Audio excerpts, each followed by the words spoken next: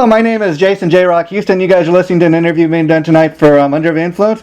It's my great pleasure to be speaking with Rob Garrett, who is, of course, a Neil Diamond tribute singer based out of Las Vegas. How are you doing tonight, Rob? I'm doing good, Jason. How are you? I'm doing great now. You sent me some information. Of course, I kind of discovered your Facebook page, and that's how I hooked up with you. And I got to say, you look like really dead on like Neil Diamond, and so I want to give you props for that. And I just wanted to kind of start the interview off. If you could share with us how you first got into the music of Neil Diamond as far as being a fan. Yeah, well, the truth is, I've been living in Vegas since my parents moved down here in '74, and so I've been living here a long time. I had my own band in Vegas for 15 years, cover band, playing a lot of classic rock, oldies, and so forth during the 80s and half the 90s. And Neil Diamond's always been one of my musical idols, so I did a lot of his stuff. I was the lead singer, rhythm guitar player, and I used to hear people all the time, I mean, just constantly over the years, say, oh my God, when you sing Neil Diamond songs, you sound just like him. You should be auditioning or working in Legends in Concert. Legends in Concert is I don't know if you're familiar with that, but yes, it's a popular impersonation production show that's been going on in Vegas since '83. So I heard that for years, and I finally decided after hearing all these people suggest I do that. In 1995, I auditioned for Legends in Concert, and I got the gig. They sent me to Hawaii first. I was there for 3 years with them, worked with them for another 2 years after that, and then went off on my own. Wow, that's kind of interesting now. So that kind of answers that as far as how you started doing Neil Diamond. Now, like I said, when I look at your pictures on your Facebook page, you very much resemble Neil Diamond. So what I was going to ask you there in regards to that, did you always also hear people telling you that you looked like him, or did you start kind of dressing more like him once you started performing his material? Well, here's the thing. That's a good question, because back then, in the 80s, when people were telling me I sound like him, if you would see pictures of me during the 80s, you wouldn't have thought I looked like him. Oh, okay. I mean, my hairstyle was different, so I didn't think I looked like him. But at first, when I decided I was going to do this, I went out and got a wig, and then I kind of like darkened in the eyebrows, and I looked in the mirror and I said, "Oh my gosh! Oh wow! I guess I do look like him, And I stopped using the wig many years ago. I just had to learn, because the Neil Diamond I portray is the Neil Diamond from the early '80s. Yeah. And it's the Neil Diamond that most of us remember. And I had to learn how to do the hairstyle and so forth. So the truth is, I think, and as I get older, I start looking more and more like him. So I kind of, I never saw a natural resemblance, but other people obviously did. And I think as I got older, I kind of, after doing this for 20 years, I think I kind of morphed into the character. That's even possible. Yeah, it's kind of interesting you say that, and the reason I asked is because, that's. You can tell all the hard work and dedication that goes into putting a show on like what you do. And I say that because I got to tell you, Rob, part of the reason I started interviewing guys like you that pay tribute to, other artists is because there's a big misconception out there by a lot of people that, they're under the impression that, guys that, playing tribute bands and that, they could never make it doing their own original thing.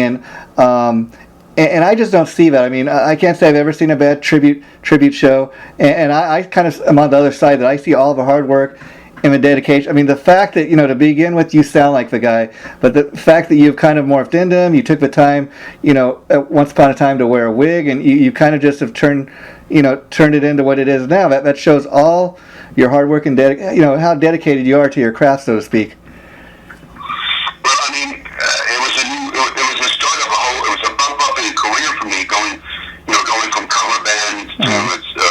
To tribute artists. It was a bump up in money, and I'm very meticulous, and I'm known for being a perfectionist, and I wanted to, I wanted to be the one to show that there was an art. It actually could be an art to be in a tribute act. It didn't have to be all bad wigs and, Yeah. there levels of tribute acts, just like there are different levels Yeah, yeah. of actors or anything else. Anything else. Yeah, I mean, as a fan, Just put a lot of hard work into it. as a fan myself, that's why I love bands like Kiss and that, because I'm about the spectacle, about the show. And if I was gonna pay good money to go see a show like even what you put on, I want to be entertained. I want more than just five guys in their jeans and t-shirts strumming the guitar. I want to get my money worth, so to speak. And just looking at the videos, I mean, even your press kit you sent me was very professionally done. I was very impressed. I thought, wow, this guy takes what he does very serious. But you have to, because when people come to your show, you want them to remember you. You want to give them something to remember, so to speak. Well, yes, yeah. I mean, if you want to be at the head of your profession, or you want to go to the top of profession, again, with any profession, you have to work hard. You have to put a lot of time in it, and I'm still working hard. I mean, I'm still trying to. I mean, no human being sounds and looks exactly like another human being. Yeah. But I try to. I put pride and a lot of work into trying to get as close as possible. And it's kind of scary because, like you said, nobody looks identical as another person. But you're 100%. You're one guy that comes awfully close. And again, like you said, you're paying tribute to Neil Diamond from the '80s because he obviously looks different today. He's got gray hair and that. But have you ever been mistaken for him while you're out in public, or even after a show or something? Well, I mean, like you said, Neil Diamond these days looks a lot different. Yeah. He's a lot older than me too. But there used to be a time, I think, when people, before Neil changed his look, and Neil changed his look maybe completely about 10, 15 years ago. But I think when I first started doing it, people would ask me, are you Neil Diamond? Occasionally. Yeah. Neil Diamond, or can I ask you a question? Are you Neil Diamond? Nowadays, because his look is so different, and they'll just come up to me and say, "You do Neil Diamond, don't you?" Or do you perform as Neil Diamond? It's very, very rare these days that someone's going to come up to me and say, "Are you Neil Diamond?" Because we don't look so much like each other anymore. Yeah. I think that's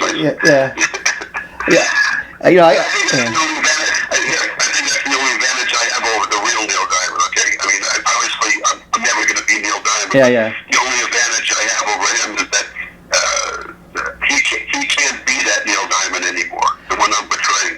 That's my only advantage. Yeah, I'll share a Neil Diamond story. I got when I was like in my early 20s. I worked at this Tower Records in Long Beach, which of course is no longer here. And actually, they had an opening like party for employees and that.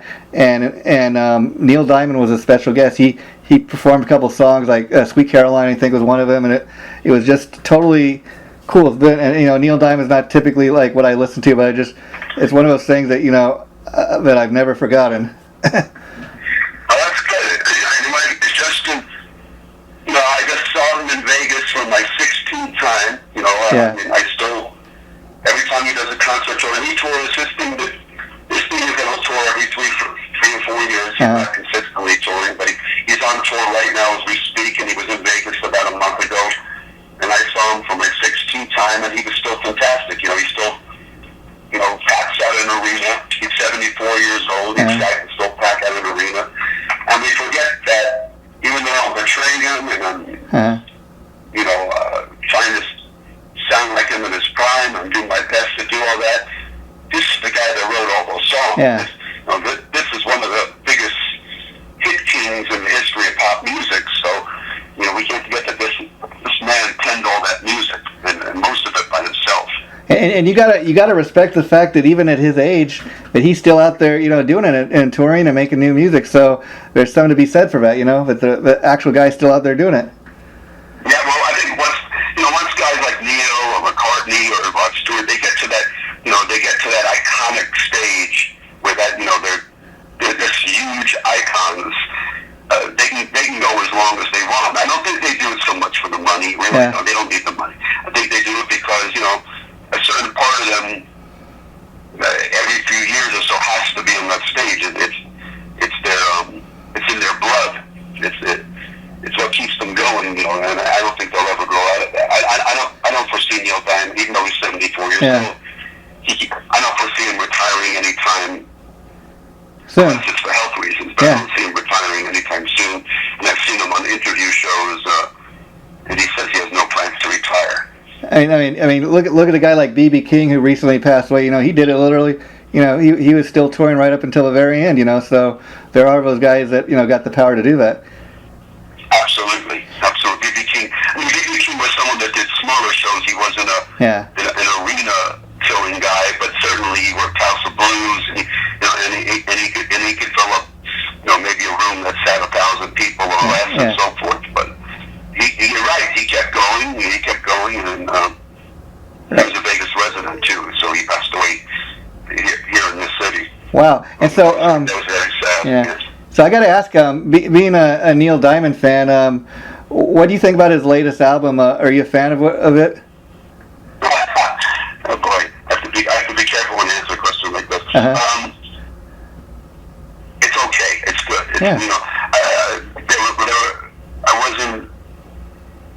It wasn't overly overwhelmed with the last album. I thought it was nice.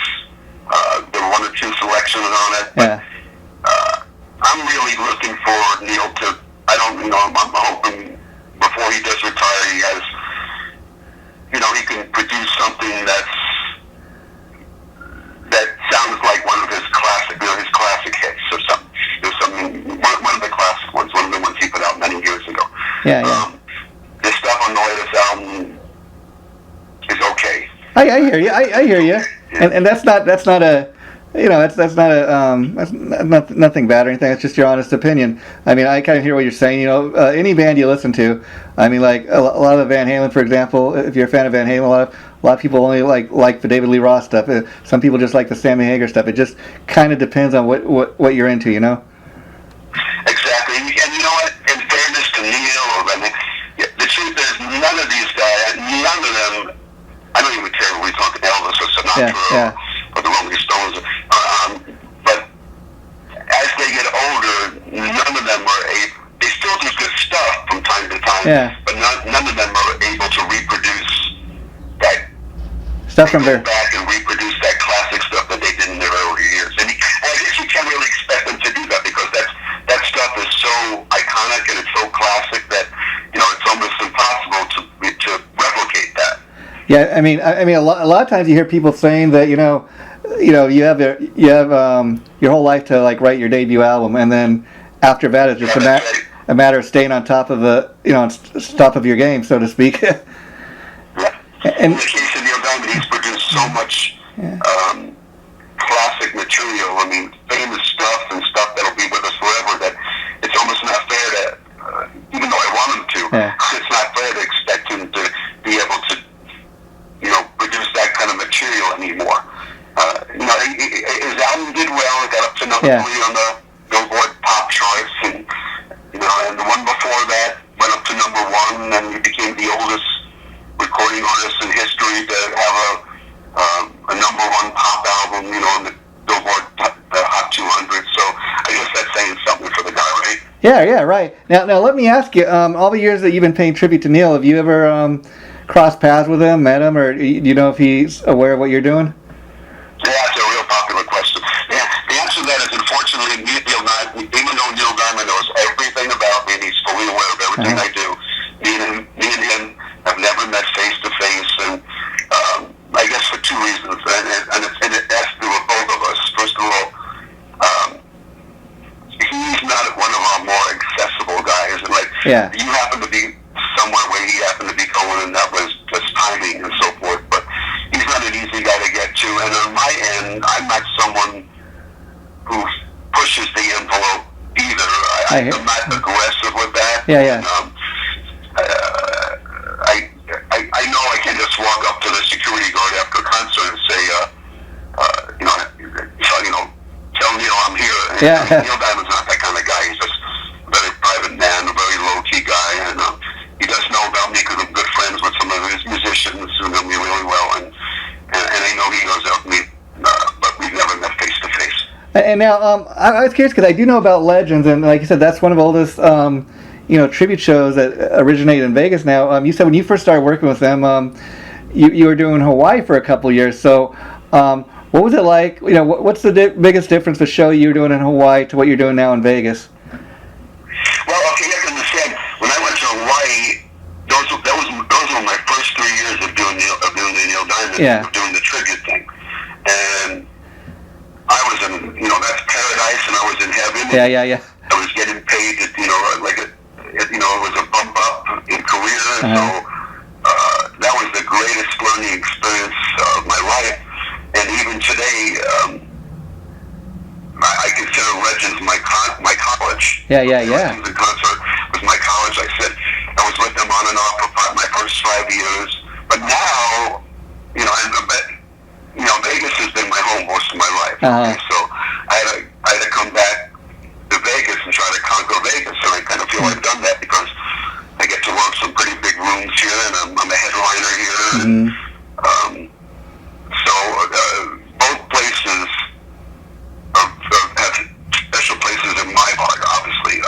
I'll never forget Hawaii because that gave me my start. They gave me my start there. Yeah, the reason I asked is because I interviewed this other guy you may know, this other friend of mine, Chris Vandal. He does tribute to Steven Tyler, and he was telling me the same thing when he started with Legends. He was in Hawaii for a couple of years, and now he's back in Vegas. And he got his start here in Hollywood on the famous Sunset Strip. He was briefly a member of LA Guns, but he's found a lot more success paying tribute to Steven Tyler, and I just think it's amazing the kind of success you can have doing the tribute thing. If you've got the talent and everything, it just amazes me that how this tribute thing is really just blown up. But I think it's really a great thing. Yeah, Chris is great. Most of Chris's work is still in Legends in Concert. Yeah. And he's even worked for me. I think I mentioned to you in an email that I have my own booking agency, which specializes in booking the tribute acts. So I booked Chris before, but he still works most of it Legends. And I got to the point where, like I said, Legends was my college, and I graduated my college, and I felt for Neil Diamond, the 15, and I'm sure even for Steven Tyler, the 15-20 minutes on stage. Because obviously you're working with other tribute acts here. It's a multicast show. But I didn't think it was enough. It didn't satisfy me enough doing 15 or 20 minutes on stage when you can do 2 hours straight of Neil Diamond hits. So I went off on my own, and I do my own shows. That's great. I love to hear stories like that. Now I kind of wanted to ask you too. I've heard of a couple other guys paying tribute to Neil Diamond, but there's not a whole bunch of them out there. Why do you think? Is it just a matter of it? Would you say you got to kind of have a voice in that? Is he a hard guy to pay tribute to, or why do you think there aren't more guys out there paying tribute to Neil Diamond? Well, I'm gonna first of all, I'm gonna disagree with you because again, because I'm a booking agent. I would say next to around this country, bring it around the country, in Europe too, next to Elvis and Sinatra. As far as the males go, there are more Neils out there than anyone else except for, again, Elvis or Sinatra. I mean, they're all over the place. Now, prominent ones, that's a different question. But it seems every town or every city has a guy out there doing Neil Diamond. Now, does that mean he necessarily looks or sounds like him? It doesn't, because as we know, there are lots of tribute acts out there that don't necessarily look or sound like the person they're doing. And the difference between being, just so you know, the difference between being an impersonator and being a tribute act is that every impersonator is a tribute act, but every tribute act is not necessarily an impersonator. I hear you. But there are lots of Neil Diamonds out there. Okay, well, I'm not aware of that. Yeah, I'm glad you correct me on that, because I guess it depends too on the area, because it's just like out here in the Los Angeles area where I'm from, I really haven't come across anybody, but I got this guy Steve Richards, who he does kind of a tribute to Elvis, Neil Diamond, John Denver. He kind of has 3 different acts going, but he puts on. But that was kind of my point, is I had to get a guy that is in Chicago. But I guess it kind of depends on where you're located. But it's interesting to know that there's a lot of guys actually paying tribute to Neil. Well, it's actually not just in California alone, I want to tell you there's at least 3 of them. Wow. I have to research that a little more. That's kind of. No, and I can, named David Sherry, and he's in San Diego. Yeah, and there's a guy named Dean Collins. So, yeah, and they work like maybe not in LA, Los Angeles itself, but in Southern California. Oh, okay. Or some of the casinos. So yeah, they're around there. Oh, okay. I work for it. Oh, I take your word. Like I said, I don't claim to know every. They're all over the place. I don't claim to know everything. Okay. Anyways, now I was kind of also checking out, your press stuff you sent me, and you emailed me, and you've got a band called the King of Diamonds. I was kind of my next question was, how did you find your band? Oh, my band of guys that have been. I'm in Vegas. I live in Vegas, so my guys have been working with me for many, many years, and I just handpicked them. Oh, Two of them have been with me for many, many years, back when I even had my pre-Neil Diamond days. I had my band then, the cover band I was telling you about, was called Rock Heaven. So 2 of my guys were with me then, and I just picked up some more guys. And sometimes we do shows with 6 people total, and sometimes we do shows with 10 people, depending on the room we're working with. Some of the bigger shows I have like 9 or 10 people backing me up. Wow. Shows, like I said, yeah. And let me ask you, a guy that's been doing this for 25 plus years, do you still find that you have to rehearse these songs a lot, or are you at the point where you kind of got it down? I've got it down, but we rehearse sometimes. I mean, every once in a while I want to learn something new. Yeah. When I say something new, I don't mean necessarily something contemporary, but I mean a Neil Diamond song that maybe I haven't done before. So then we rehearse, and maybe sometimes we go a few weeks without doing the show, and then I call a rehearsal. Sometimes we rehearse, and sometimes we don't. Sometimes if we're doing a standard show, we don't have to rehearse. We know it like the back of our hands. And being, Vegas is, a great show town. So I got to ask, like, how much do you guys typically, do a show? Is it like a couple times a month? Is it once a month? What's typical, rotation for you guys? I would say typically, I'm starting next week, I'm going to get really busy. I've got like 12 shows in 2 months. Wow. So, but on the average, I want to say maybe, because we're not in an ongoing show, I want to say 4 shows a month. Wow, that's cool. And now let me ask you, because I seen on the Facebook page that you on the Facebook tribute page. That's actually how where I discovered you. But you have this upcoming show with another guy that does Frank Sinatra tribute and an Elvis tribute. You talk a little bit about that show and how it came together. Is that going to be more than just one date? I'm really glad you asked me about that. That show is called American Trilogy, and I wrote that show about 2 years ago. Me and the guy that does Elvis, his name is Justin Shandor. He's considered one of the top 3 Elvises in the country. He's done David Letterman. He's won the huge Graceland contest before. And we were coming back from a gig in Palm Springs together, and I told him I had this idea of putting the 3 biggest American-related musical icons on stage together.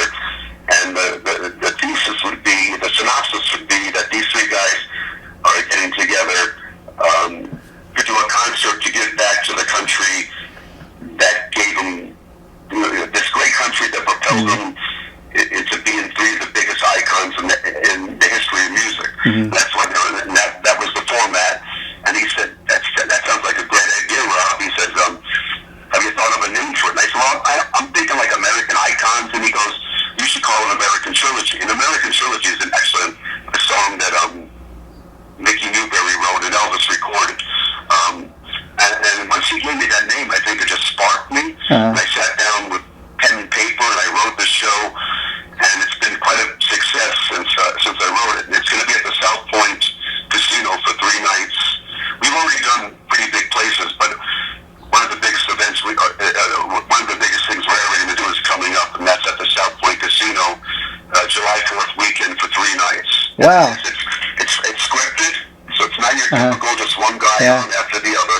It's scripted. There's interaction between the 3 guys. There's duets and so forth, and it's Frank Sinatra, Elvis Presley, and Neil Diamond. Wow, that sounds like... That's American Trilogy. That sounds like a cool show. Now, let me ask you, if you do these shows and you find that it's a hit, is there any chance that you might take the show like on tour outside of Vegas? Well, I did already. I did already. It's my ultimate goal. Coincidentally, in February and March, it was on tour all over the Coachella Valley. Oh, wow. For 5 weeks, and then 2 weeks in the Phoenix area. So we were on tour for like 7.5 weeks. Wow, wow. We were doing mostly country clubs and theaters. Wow. So we weren't too far away from you. Yeah, well, next time, if there's a next time, I definitely will make a point to come check it out. But now let me ask you, because I could kind of see, Elvis and even Neil Diamond like doing a show together. But now Frank Sinatra's kind of on the, a little more different music-wise. You kind of think of Frank Sinatra maybe as doing like more like show tunes. So is it just a matter of these were kind of three of the biggest Vegas icons? Is that kind of how you came up with that idea? No, it wasn't the biggest Vegas icons, because Neil Diamond's not necessarily Vegas related. Elvis and Frank are Vegas icons. Yeah. Neil Diamond never did any kind of residency or long-term engagements in Vegas. So you wouldn't, even though he comes off as a Vegas type act, he's never been a Vegas guy. The only time that Neil Diamond comes to Vegas is when he's on tour, and he comes here, he does 1 or 2 concerts, and he's gone like anywhere else. But in answer to your question, the reason it had nothing to do with their music is because I was thinking of the 3 biggest Americana-related musical icons, and those 3 guys in their careers have paid tribute to this country, and they're very pro-American, and even from non-Americans, they're very much Americana, based musical artists. So it had nothing to do with, and you're right, Elvis and Neil are much more similar, and Frank's the odd man out there, but it had nothing to do with Vegas or their type of music. It had to do with their relationship to this country and how they're viewed as huge American icons. And I think, and I got to tell you, Rob, this is a great idea in a show like this, and I think what makes it really great is, like I said, even, on the surface, when you look at it, okay, you can say, okay, Neil and Elvis are very similar. We see them doing a show together. As you said, Frank's kind of odd man out. But I think it's great that you could put a show together like this, and artists that are, that kind of different, that people will go to this show and love it. And I mean, in Frank Sinatra and Elvis' case, they're no longer here, even though we still got Neil Diamond among us. People would never actually have a chance to see a show like this. And I think it's great that, you could have an Elvis, a Neil Diamond tribute act, and a Frank Sinatra tribute act. And, people would really get off on that. I think that's a cool idea. Thanks, Jason. And you're right. Here's the thing I'm telling you, that Elvis and Frank are no longer with us, but the show, it's a fantasy show, and you have to understand that. Yeah. The show takes place today, in today's times, as if the 3 were still around. Well, one of them is around. Yeah. But if the 2 other guys were still around, and all 3 of them, were relatively in their prime. So it is very much an original show. It's very much a fantasy show, because as you say, 2 of the guys are gone, but when you go to watch the show, and it's scripted too, and so when you go to see the show, we act as if they're still here. And let's face it, when you're talking about Frank Sinatra and Elvis Presley and all the impersonators out there that are representing them, and there's more of those 2 guys than anybody else, that's a fact. Yeah. It is like they're still here, isn't it? Yeah, and it's like this, right? So that's how I present the show. And even and there's a lot of things in that show that and there's a connection. By the way, there's a connection between all 3 of them. I'm not going to get into it. Okay. See the show. Yeah. All 3 of them throughout their careers have connected one way or the other, and we can go into that, but that's that can be time consuming. Yeah. If you see the show, you'll see the connection that's mentioned in the show, how the 3 are connected. And again, the premise is that the 3 of them are on stage to give back to this great country that propelled them into this iconic status and gave them all the success. Yeah, and let me even make a point with Elvis. Elvis, he's got different eras of his music as far as it being very different. Some is more poppy, some is more commercial, some is more, kind of stuff from his movie career. So he's got a little bit of everything to offer the audience as well. Now, How do you go about deciding who the headliner is? Who goes first? Well, because I wrote the script, I get to pick that. Right. No, I do it in chronological. Well, actually, that's not. Yeah, I kind of do it in chronological order. I will tell you this much: Frank opens the show. Oh, cool. Frank opens the show. You know, and he's got a spectacular opening. And Frank is kind of like not just the opening guy, but he's also kind of like the matriarch. He's kind of like the host of the show. Yeah, I hear what you're saying. And he's the one that brings on Elvis, and he brings on Diamond, and then there's duets between Elvis and Frank, which really happened, by the way. Wow. You have to look it up on YouTube. Yeah. In real life, there really were duets with Elvis and Frank, and there was a duet with Neil and Frank. Neil and Frank sang on Frank Sinatra's last album, the Duets album. Oh, okay. And the only thing that never really existed was a duet between Elvis and Neil. But Elvis did record 2 of Neil's songs, and all 3 of the guys recorded Sweet Caroline, so there are connections. Well, now let me ask you, Rob, for people that might not be able to make the show, have you given any thought to maybe like recording a live DVD or even a CD for people who kind of have a collector's item or something like that? Well, yeah, I mean, we're going to do a 4-camera shoot at the upcoming South Point show. I already do have lots of footage of the show. Basically, I don't make that public yet because it's still a relatively new show. Yeah. But what we're going to eventually do, I mean, this show is my baby, and so it's something that I'm hoping is going to be my retirement. Yeah. And it's done really, really well so far. We've already went to New York and played a 2,500-seat arena. Wow. But in answer to your question, yes, eventually my plan is to make a DVD of it. And if I could just add, another great idea, I think, besides having the obvious performance, would be if we could have like some, bonus material, like behind the scenes stuff, because I think a lot of what people miss in talking about tribute acts is all the hard work, like we said, that goes into something like this. I mean, even a show like this trilogy show we're talking about. I mean, it's going to be for 3 days. This one show you have coming up, but people do not realize, all the costume changes and all the rehearsal and just all the hard work that goes into it. And I think it'd be cool if you could put some on there, like so people could really see, all the dedication that goes into something like this. Yeah, no, that's exactly. This one does have costume changes, and the 3 guys who are appearing at different times. So we do our own solo segments, then we do duets, and you don't really see the 3 of them on stage until the end.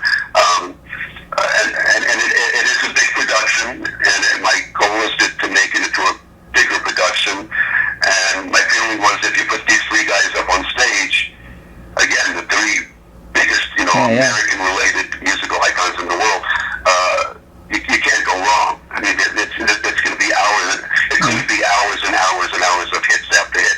Obviously, we can't do that, but these 3 guys alone have produced enough hits. You spend a whole day spend a week concentrating on their prolific works. So, and I do have a condensed video of the show I could send to you. Again, I wouldn't mind sending it to you if you want to just take a look at it. Yeah, it's not something I'm making available to the public yet. I hear you. Yeah. Just be someone among friends, so to speak. But I also wanted to ask, the other 2 guys I know have appeared on this TV show we have out here in Los Angeles called The World's Greatest Tributes. I was curious if you had a chance to catch either of them on that. Is that the one that's hosted by this pretty blonde girl, Katie Darrell, and they have different tributes going every week. And it's a TV show, right? Yeah. And it's taped in LA. Yeah, they tape it at the Roxy, and I guess Ryan Seacrest is actually one of the producers behind it. Because I know the Sinatra in my show, Garrett, but he just did that. And I think he did. What room did they shoot that in? It's the Roxy on the Sunset Strip, and then I know the guy that does Elvis. He was on it, I think, last season too. So they both appeared on it. My next question was if you've seen that show and if you'd have any interest in trying to appear on it. you're right. The guy that did Elvis in my show did it, and my Sinatra did it. I haven't done it yet because I really haven't thought about it. Yeah. I really haven't thought about it. I guess it's something I'd consider. I don't know the details behind it. Uh-huh. I know you have to bring your own band out. And, Yeah. And I don't think they compensate the band and so forth. So, I don't know how that works. Yeah, it'd have to be something I did when I was out there already with the band. Oh, okay. And the last thing I kind of want to talk about before I go, you also mentioned that you're going to be part of this movie, I think, called Play Me, which they're going to be filming you for a part in it. Now, can you talk a little bit about the movie and how you got to be part of it? Yeah, well, the producer, the movie, the documentary coming up, it's 3/4 finished as we speak. It's still being shot. It's called Play Me, and the producer's a huge Neil Diamond fan, huge, and he started producing. Play Me is the name of the Neil Diamond song. If you didn't know that. Okay. He started following around all the Neil Diamond tribute acts, and he's been asking me to jump aboard for over a year now, and I was hesitant because I'm very picky about what I do, and the last thing that I want is,